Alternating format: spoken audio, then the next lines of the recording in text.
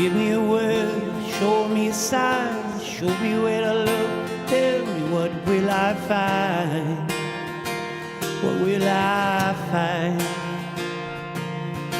Lay me on the ground, fly me in the sky, show me where to look, tell me what will I find, what will I find?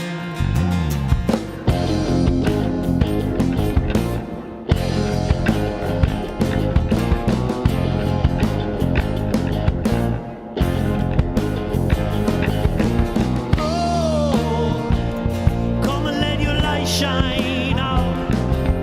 Oh, come and let your light shine out. Oh, come and let your light shine out. Oh, come and let your light shine out.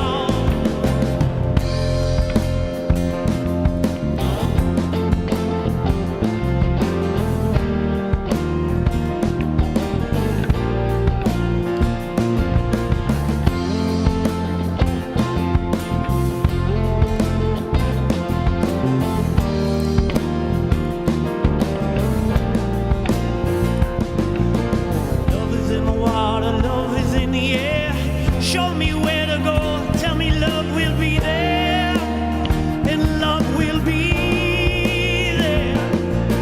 Teach me how to speak, teach me how to share, teach me where to go, teach me that love will be there, love will be there.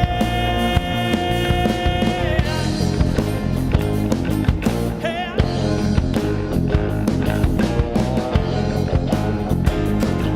Hey.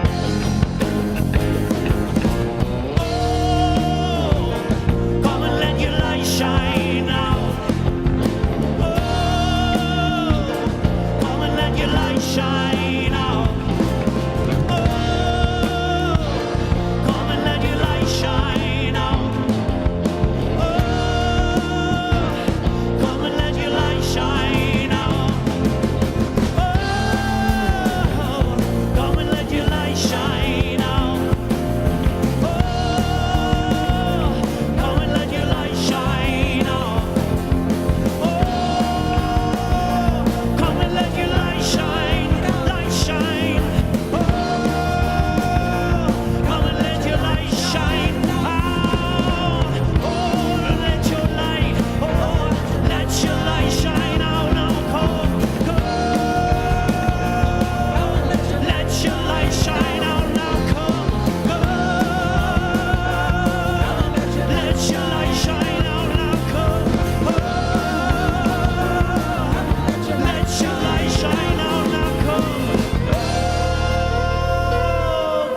Let your light shine out. Oh, come and let your light shine out. Would you sing it out? Oh, come and let your light shine out. Sing it out. Oh, come and let your light shine out. Oh, come and let your light shine out. Sing it out. Let your light shine out. Oh, come and let your light shine out. Oh, come and let your light shine out. Oh.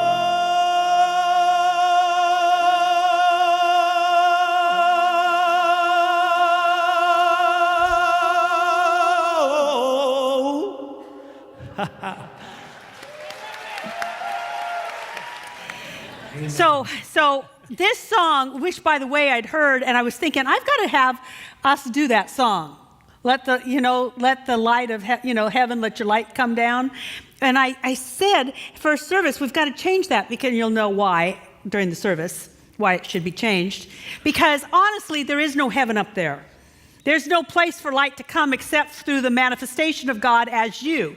So it's always got to come out. It's like light doesn't. You could wait for a long time.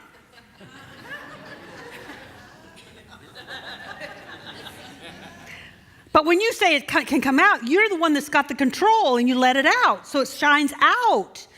Light is always about a releasing process. But I want to change it even again. Oh, here we go. So you said, let our light, what did you say, let our light come out? Say, come let your light shine out. Come let your light shine out. Okay, he's saying that to you and then you were singing it. So here's what I'd like you to do. We're going to say that refrain again. Stand up. I mean, everybody. So you've got to figure out how to do it. It'd be something like, ooh, gonna let my light shine out. I want you to have it as an affirmation. It's not to tell somebody else. This is me. I'm letting it shine. Who I am is good enough. I've got all the wattage I need. I am the place where God shows up. Oh, gonna let your light shine out.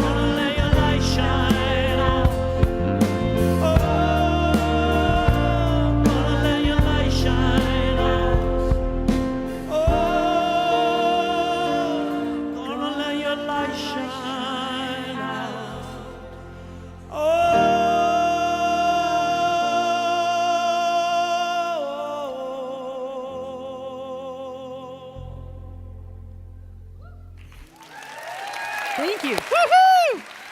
I'm so grateful. I'm so grateful that I get to work with people that are flexible. I'm glad that Spirit is flexible. I'm glad that we listen to it. And I'm really grateful that I feel like I've been living our theme. Our theme for this month is living inspirationally. I feel like lots of inspirations already happened, so I'm willing to move into it even more. I had to look up the word, because how many of you think you know what words mean? So, I might be wrong. So I looked it up. 5 different definitions. I'll give you the first 2 right now. One is an excitement of mind and emotion. How many of you have ever been accused of being excitable? You were just inspired. Just say that. I'm just inspired. Excitement of mind and emotion. Another is inspiration. Another definition of inspiration is a person or thing that moves the intellect or emotions or prompts action. A sudden flash of insight or an idea. This can also, and this is weird, it's the act of inhalation. Inspiration. Also, the last definition is divine guidance or influence exerted directly on a human mind or soul. So inspiration is also something that is beyond our idea of ourself, influencing us in such a way that we gain guidance, instruction, comfort, support, love. Now, what's interesting is that a lot of religions say that the divine is guiding them, or they're guided by the divine. But the divine is not limited to any religion. Anytime a religion says that we've got the inside scoop or we've got the inside track, that's not what we're talking about.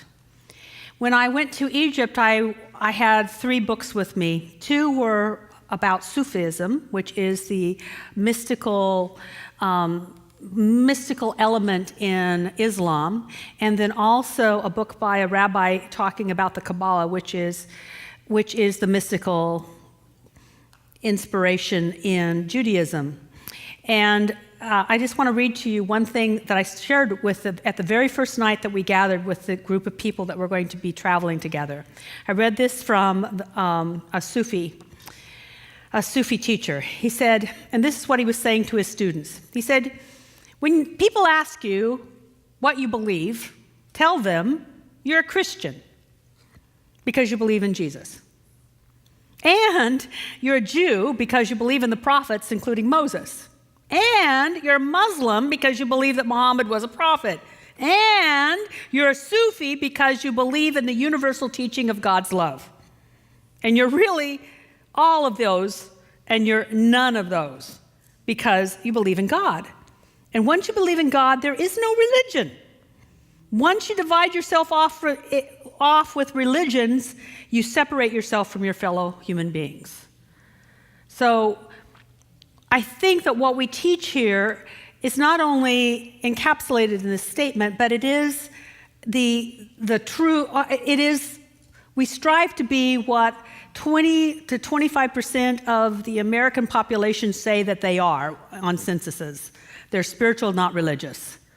Because we want spirit, but we don't necessarily anchor ourselves to any certain belief. We take the good where it comes from. Ernest Holmes said, we're taking the good from the discoveries of science, the opinions of philosophy, and the revelations of religion. And we take them together and we use them for our benefit to help heal our hurts and build our dreams. It's got to be practical, it's got to be usable, and we're going to take it from wherever we can get it. And it's a powerful thing to do. So that's what we're about. So explain that to your friends when they say, why do you go someplace on Sunday? What is it you're about? See, a religion is a means to an end. Don't get stuck in the means. Celebrate the end. And the end is always a deeper appreciation for your connection with something greater than yourself. And what I can say is that Egypt was absolutely filled with inspiration in so many different ways. I got to see people shift and change, experience things they didn't think they'd experience. I'm still amazed that those stones have something in them, and people would come out of one thing and be like it was putting people in a spiritual microwave, and they'd come out cooked. And then they'd say, and it's only the second day. And I go, oh, you haven't seen anything yet. But one of the things that most affected me, and this affected me the very first time I went, is the call to prayer 5 times a day. I love it that there's actually a place where it's okay to call people to prayer 5 times a day. Like that's what you do. And there's loudspeakers. It's not like your clock goes off and gives you a tap. Loudspeakers. In fact, sometimes the loudspeakers aren't even very good. So it sounds like, but it was, you know it's a call to prayer, so it's got to be beautiful. But just that they're doing it is amazing. Now, it's not that everything stops 5 times a day, but there is the reminder that there's only God 5 times a day, and God is great. 5 times a day. God is great 5 times a day. It's like being nudged into a reminder of our connection with the divine, which is what I want to talk about today. We are inspired to shine. That's the talk title, being inspired to shine. But what are we shining? And how can we shine? We shine because we can let the divine shine through us, which means that we have to shift the way we view spirit or God or the universe or higher intelligence or whatever you want to call it. What happened for me in Egypt, and I will just, before I tell you what happened, is people will say, so how's it for you? How is it for you? They're all fully cooked, come out of a temple, fully cooked. This thing, that thing, fully cooked. Boy, they were well done when they left. Anyway. And people will say, well, how was it for you? And my joy was not, I didn't have an experience, but I love seeing people have experiences. So for me, what was there for me was that it was beneficial for others. But I also knew that if people were shifting, I too was shifting whether I knew it or not. I had to just assume that maybe my tolerance was rising. I wasn't coming out of every temple going, wow, anymore, like I had. But I had to assume that there was a wow experience happening at some sort of cellular level. So what I discovered after I came home is that God had taken away God. I don't know who it was. I think it was Emerson who said, to destroy the God of our understanding so that God can fire you with its presence. I'd heard that, and now I get that. Because the God of my understanding died somewhere in Egypt. And God revealed itself in a totally new way somewhere over the pole or somewhere. Because I noticed as I was driving here today, it's everything I thought I knew, I don't.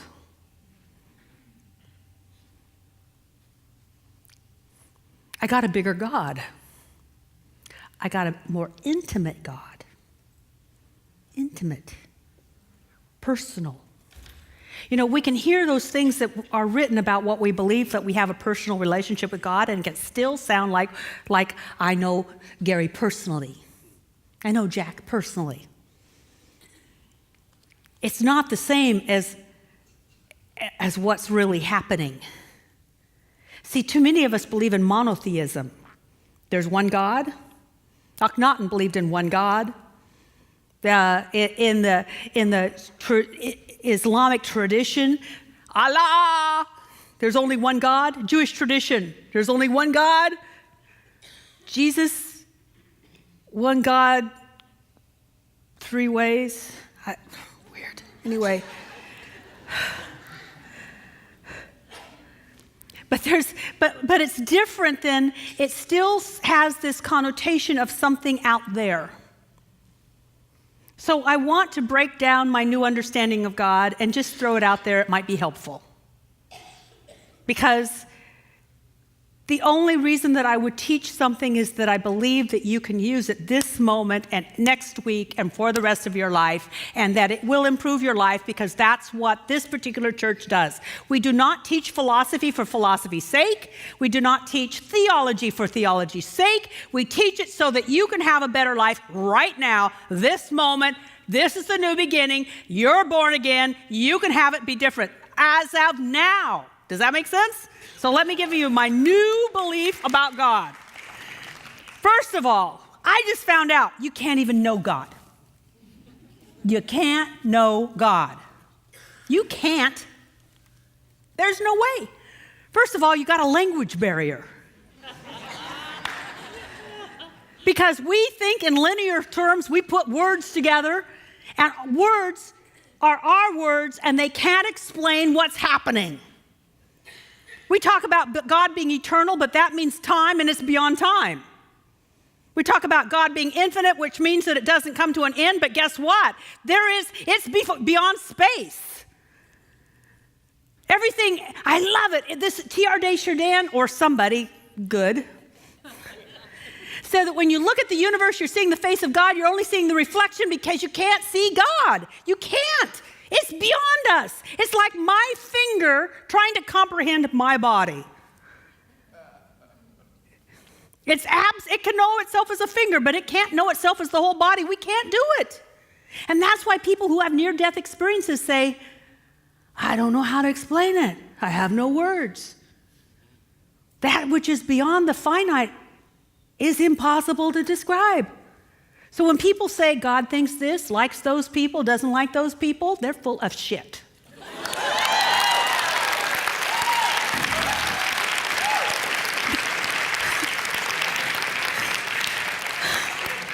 I mean, I'm sorry, we are being recorded, and I know that's a naughty word. But sometimes you just have to say what it's true. It's like, come on. The universe doesn't care who does what color they are, what their opinion are, or who they voted for. It just doesn't care.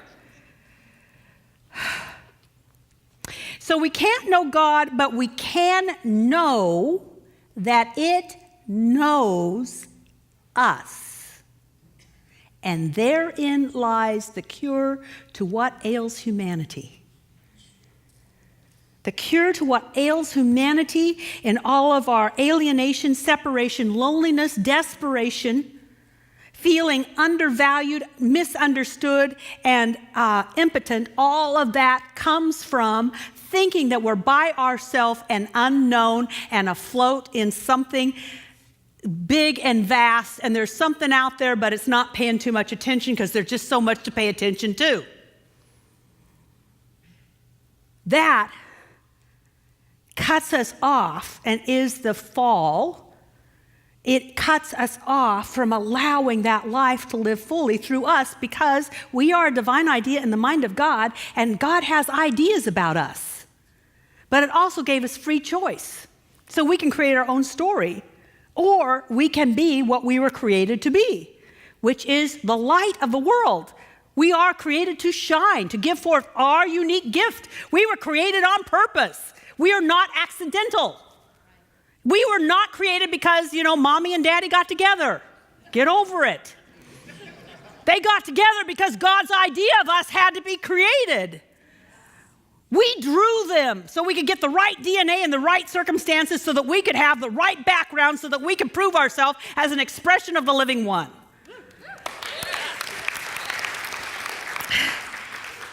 See, my finger can't know me, but I can know my finger. I can move it, I can care for it, love it. And if it hurts, I hurt. But I can soothe it and comfort it and put ice packs on it. I can make sure that this finger gets well. If I break it, I can put a cast on it and care for it until it mends itself, which is what Spirit does because we are an idea held in the mind of God. Now, let me give you just an experience of that. Close your eyes. I won't do anything to you. Now, be Shakespeare. Be Dan Brown. And create a character. Create a character in your mind. Make it up. It could be male or female. It could be tall or short. You give it I want you to not only see it visually, but I want you to imagine what was the characteristics of that character. Now hold that in your mind, and as long as you hold it in the mind, it's real, right? But you make it real. That's what it's like to be an idea held in the mind of God, but it's so infinite that it can actually hold us and care for us and actually give us attributes that it gets to play itself out in. And because it is intelligence itself, it not only creates all the characters, but it sees how they could interact together in a wonderful, harmonious storyline. And then just to make it quirky, it gives us free choice. So we can either go with the storyline or we can create our own. Thank you very much. And if we create our own, then we're not in the storyline. I'm so in love with the idea now that I will God's will because it's got a storyline for me where the character actually gets to shine forth all of its gifts in the world because the world wants those gifts. We can know God knowing us, and that makes all the difference. See, to know something means that it becomes an object of our observation. No, we are the object of God's observation. It's the one that started the whole thing, holding us in its mind as a divine idea. And when we honor that connection, it becomes the antidote to what ails a lot of humanity.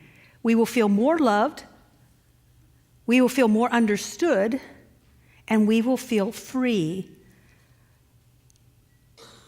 of past mistakes. We can love because we have first been loved. And it's been said that it is better to give than to receive, but in the upside down world of this logic, of spiritual logic, we must first really receive so that we can truly love. If you're feeling dry and you don't feel like loving somebody, if you don't feel like you can reach out, it's a sign that you need to open up to Spirit loving you. I need some love here. So the first thing to do to know God, knowing us, is to receive its love. Love me today. Hey, love me today. I am willing to be loved today by the whole universe. I'm willing to be loved today. Give me this day everything I need. Which comes from Emma Curtis Hopkins' interpretation of the Lord's Prayer, which is, give me this day, it's been interpreted as, give me this day, give me this day my daily bread. Boy, that kept people humble, didn't it? What a bunch of bunk.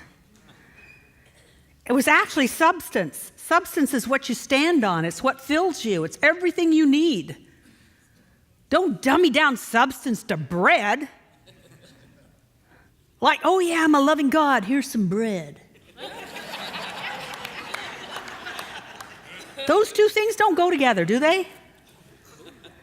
But everything I need, I am willing to know and express and shine forth and receive everything I need. I need everything I need. We can really love because we are first loved. So all those people who can't love, you know why they can't love? Because they didn't open up to love. Now they might even be going to church. They're religious, but they're not spiritual because they're not letting what is spiritual about them out. So they can't. All they can do is approve of people who approve of them and coexist with people who don't get in their way. That's not love. Love is like, whoom. Gotcha, man. Doesn't care what you look like or what you said, it's so inclusive. And they can do that, people can do that, I can do that because I have first been loved. And I can receive understanding, and you can receive understanding because you allow yourself to be understood. And this, I can understand my finger. God can understand you. In fact, it does understand you. And the way to connect with that understanding is to just be. I'll tell you how to be there. In the gospel according to Thomas, the disciples are saying, so how do we get to heaven? How do we get to heaven? And I know this is true because it's so upside down. And what the man Jesus says is, okay, you want to go to heaven? Okay, two things. Don't lie.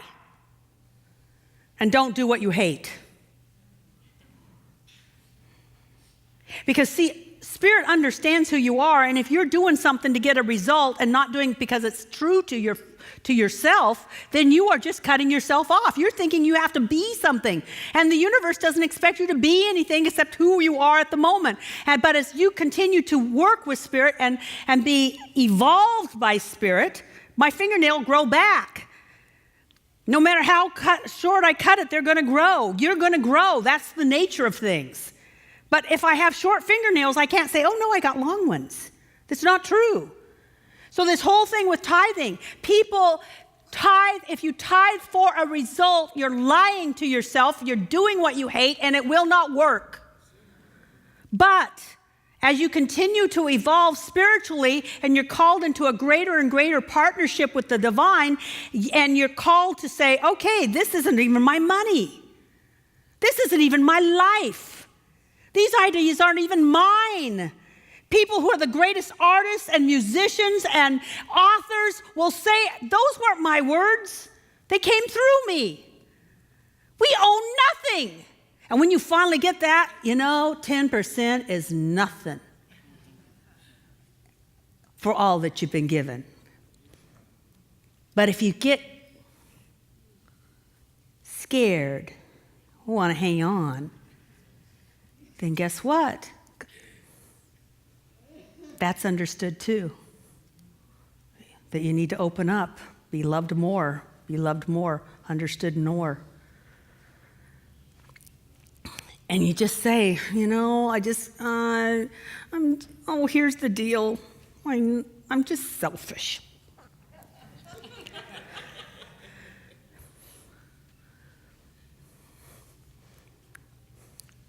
Don't give airs, even to yourself. Just be totally honest. Again, in the gospel according to Thomas, when asked, how do you get to heaven? Jesus says, you got to become as a child and stand naked in the field. This is who I am. I can't do it right now. This is who I am. I don't have enough faith right now. This is who I am. It's more fun to be sick than get healed. This is who I am. I'd rather complain than cooperate. This is who I am. It's a habit. But you're honest to yourself because your God already knows it. And in the truth, God shows up because God never works in a lie. And the more you tell yourself the truth and the more you are honest with this deeper part of yourself, the more you connect to your God, and the God says, okay, now that you're telling the truth, I can work with that. Here I come.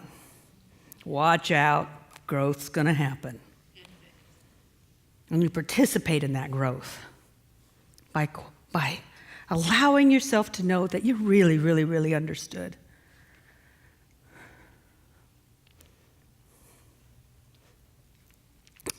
There's nothing that I do when I'm just having all sorts of flashes. There's nothing that I do, say, or believe that doesn't have a deeper meaning, and Spirit not only knows what I do, say, and believe, it knows the meaning. And I understand that. So I show up naked and just say, here I am. Forgive my disbelief. Forgive my smallness. Forgive my love of drama. Which brings me to the next thing. After we accept the love of God and we accept the understanding of God, then we are able to receive the forgiveness of God. And forgiveness in mystical terminology means that you give up your conception. You know, this, I believe myself to be selfish. I believe myself to be small. I believe myself to be lonely. I believe myself to be a pain in the neck. I believe myself to be hard to get along with. I believe myself to be this. We give, that's what I believed about myself, but most likely it's not true in you. You set those aside and God gives forth itself. That's true forgiveness. That's true forgiveness. The way that it works is, and comes from the New Testament, you confess your sins, which means your mistaken opinions, and ask for a new understanding of yourself, a new identity to show up. We had a miracle first service. You didn't get to watch that, but a miracle of sorts happened because someone held something really against themselves, and we went through a whole long process, and they said they were willing to give that up. And first service, they got to proclaim, I'm no longer do that. That's not me. I'm free. They were honest. They confessed. And they were free. That can happen for all of us. Because I would always like to have a healthy finger. Spirit loves healthy expressions of itself and is willing to move into any damaged area of our life so that it reveals itself as the wholeness that's always been there. Now, I'm going to go a little bit longer. Is that okay? Yes. I want to give you an example of just how much we play parts. We went to the temple of Horus and Edfu, and every time we've gone to the temple of Horus and Edfu, somebody gets sick because there's a lot of weird energy. It's weird energy. It's a microwave that really needs to be adjusted. And part of it comes from, there is the story of Horus overcoming his uncle's power and sort of subduing it. And so there's this sort of male conflict sort of thing going on. I mean, I've gotten sick. I've seen other people go in and come out really fast. It can be a place where you get sick. So last time I had this great inspiration. I sent in goddesses. I told them, you're a goddess, priestess. Go in, females, hold the energy, overcome all that male energy so people stay well. Yes, they did, and they got so hot doing it. The energy was so hot, it's like beads of sweat. I'll do this for my fellow travelers, beads of sweat coming off of them. They did it, but it's like, oh, it's raining, and they could hardly make it. So I thought, okay, I'm going to empower them. And I got the idea by going to the Cairo Museum, and I, for the first time, saw a statue of see a man here. This is a tall, pharaoh-looking man. Not pharaoh, but pharaoh. A pharaoh-ish looking man, okay? Not a field. Anyway, so here's a pharaoh. And the pharaoh was being blessed by Horus and Sete. And they were blessing him. What they were doing is sort of energizing him. They were activating his potential. So I thought, well, they put it in stone because that's a symbol of how we're supposed to live. They didn't write out large manuscripts. It was hard. It's papyrus. Come on. So it's easier to just carve stone. So I got two gentlemen who agreed and volunteered to be Horus and Sete, and they blessed and activated 6 women to be the goddesses, to be the priestesses that would counteract the energy of this weird stuff going on. And my husband said this, and other people said this, so I think it's probably true, that when people went through this channel that the 3 goddesses formed, that instead of heat, they actually felt cool, refreshing, beautifying, peaceful energy, which was interesting because it was the middle of the day. It was hot outside. So people walked through, and it was just like, going through this bath of refreshing energy. Now, it was just a suggestion.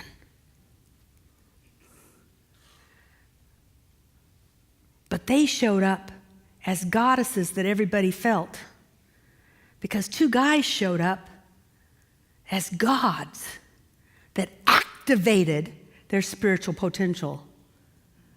Here's the deal. You've been acting limited.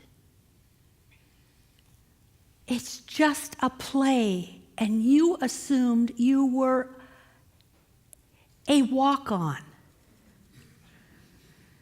Somebody in the background, not seen by the only audience there is, which is God. No, you are the star. What do stars do? Shine. You were created to shine.